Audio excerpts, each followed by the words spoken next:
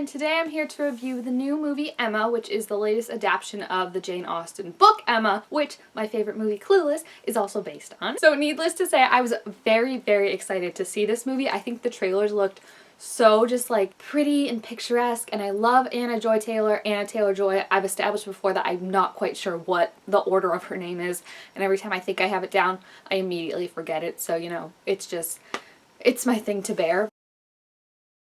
But anyway, I was really, really excited to see this movie. I thought it looked so cute, and like the costumes, the decorations, the set, it all looked amazing. But you never know with movies like this, because sometimes you go into them and they're just boring. I hate to say it, but like sometimes they're just like more focused on how a movie looks than the actual like movie itself, like the dialogue, the acting, stuff like that. That's why I was so pleasantly surprised in seeing this movie that it was really, really good. Like they had both the beautiful aspects of like the dresses, the costumes, the hair, the set pieces, but then the action and the story was still there. I was shocked, I tell you, the other day when I read an article about Emma, and they were saying that she is one of the more like controversial heroines from Jane Austen, just because she is, I don't even know, I guess just because she makes mistakes.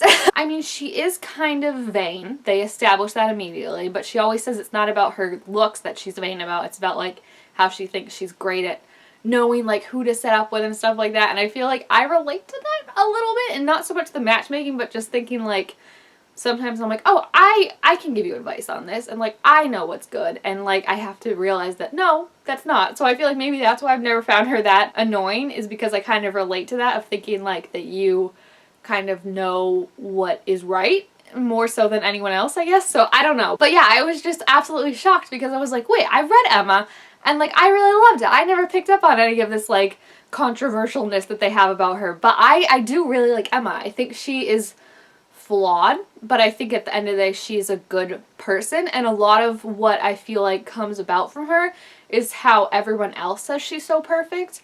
And I think that kind of, what does that do to you when everyone's like, oh my gosh, Emma, you're so perfect, you're like, everyone looks to you to like who we should hang out with and what we should wear and all that, like how does that go to your head? And I feel like in terms of Emma, it could have gone to her head a lot worse. Like she could have been way mean, but she's generally a nice person. Like she took in Harriet. Yes, there was kind of some, you know, benefit for her because like she was getting a new friend after losing her other friend, but like she was so happy to set her friend up and have her get married to a really nice guy. Like her dad was like, oh my gosh, we're losing like this beautiful person that like I need in my life, and Emma was like, I'm gonna miss my friend, but like this is truly good for her. So I think like at the end of the day, she's a nice person. And I feel like the movie did a really good job of showing her whole journey, of showing like her kind of getting to rock bottom essentially, and then having to realize that she is not always right. Because there is a line quite early in the movie when I think she and Knightley, they're either discussing Harriet turning down Mr. Martin, or they're discussing Frank Churchill,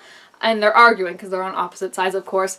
But she says like, let's just say that we were both right in this situation, because I've never found myself to be wrong in a situation. And I think that's what the movie was about, was showing that like she was wrong in multiple situations in this, and her kind of realizing that that's okay, that people still love her as long as she accepts it and she tries to acknowledge her flaws and improve upon them. And I think that was really nice, and I think that's a big reason of why her and Knightley end up together, is because you see throughout the movie, like I said, everyone being like, Emma, you're so perfect, like you're so amazing, like Harriet worships the ground she walks on. Her dad literally like loves her so much that he doesn't want her to leave. He's like, what would I do without you? And there's even that scene after where she's mean to Mrs. Bates, when she just kind of snaps that like she talks too much. And even like I saw it with my grandma. My grandma's like, wait, how is that mean? And I was like, Gram, that's mean for back then, that's why. But you saw like even after that, the guy, I think it was Mr. Weston, was like, oh, what are the two most perfect letters of the alphabet? And everyone was like, what? And he was like, M and A, because Emma's perfect. And you could see her just kind of like, she was so uncomfortable, because she was like, no, like what I just did doesn't deserve this. And I think Knightley, going back to my original point, I just went on a tangent there, but Knightley was the only one that kind of called her out on that, I guess, in a sense.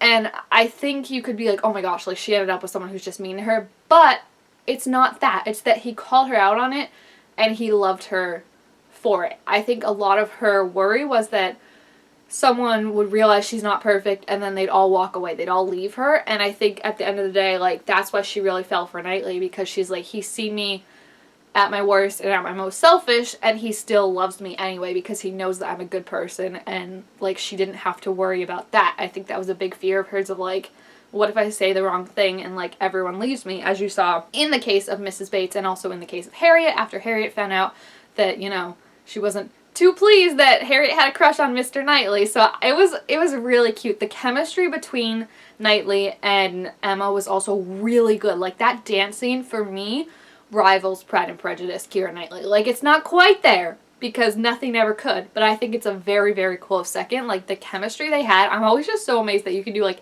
these dances that are so more sensual than anything else, because obviously like you can't be like making out or something, like, or like salsa dancing back then, but like just the placement of like hands and stuff, and you could see like the longer the dance went on, the more they started to realize like, oh my gosh, we have feelings for each other. And it was just so cute. And even at the end, like when he was holding her waist and then like she grabbed his hand on top of her waist, I was like, oh, me oh my. And then literally after the dance, he just like sprints the whole way to her house just to see her. And I was like, get you a man like Mr. Knightley that literally sprints miles to your house to see you just because he loved dancing with you so much. Oh, it was so adorable. And I feel like Anna did such a good job as Emma because she really portrayed her.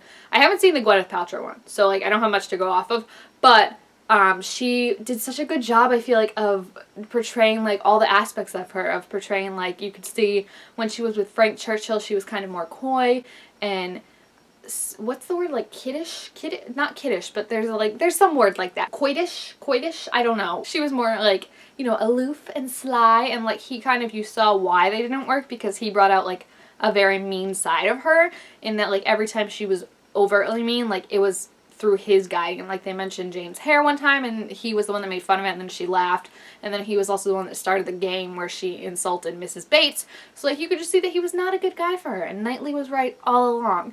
And I liked that they framed the thing of like Churchill and Knightley, like even before you realize that both of them liked Emma, they would frame it like they did not like each other at all, and they would just always be in like the same frame being like and then there was even that scene where like Emma walked by both of them and they were both like, oh, you go in first, and then Churchill was like, you go in first, Mr. Knightley, and Mr. Knightley's like, no, you go in first. I also love this scene when Emma's sister and brother-in-law and all the kids came.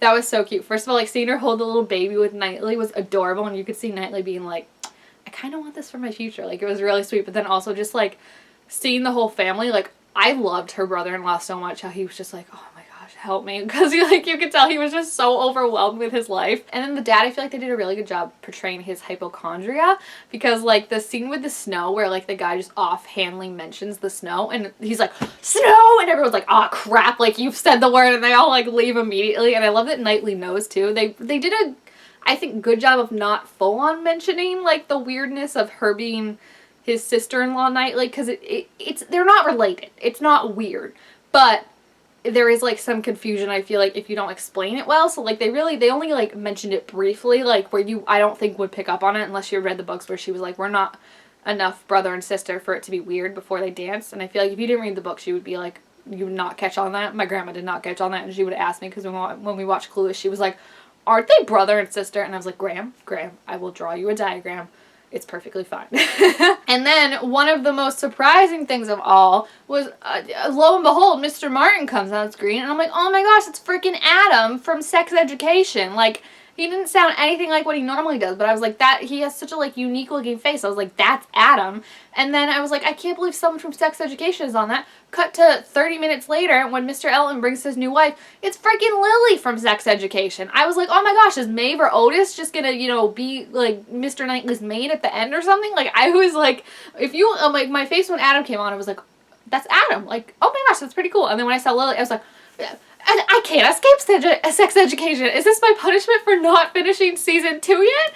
But it was just so good. They all did such a really, really good job. The chemistry between Knightley and Emma, like I said, so good. I would highly recommend you check this movie out. I can't wait to watch it again. I want to get it when it comes on DVD so I can watch it a bunch of times, because the costumes were beautiful, the hair was beautiful. There was kind of like when she would get her really curly hair, it looked like this spaghetti that I really liked, and it was making me hungry, which that's probably also because I didn't eat before the movie, but like, but it was so beautiful. Like the hats, All of it was just amazing. They did such a good job, and it stayed really true to the material, which was nice, but also I feel like made it very accessible and understandable. If you haven't read the book, I want to read the book again now because it's been a few years since I've read it, and I loved it so much. It's one of those ones, like I said, I was definitely worried that it was going to be more style over like actual quality, and in this case we had both, which was absolutely lovely. So if you have seen this movie, please feel free to leave your thoughts about it down in the comments. Also make sure this video got a thumbs up if you enjoyed it, and I will see you guys next time. Bye!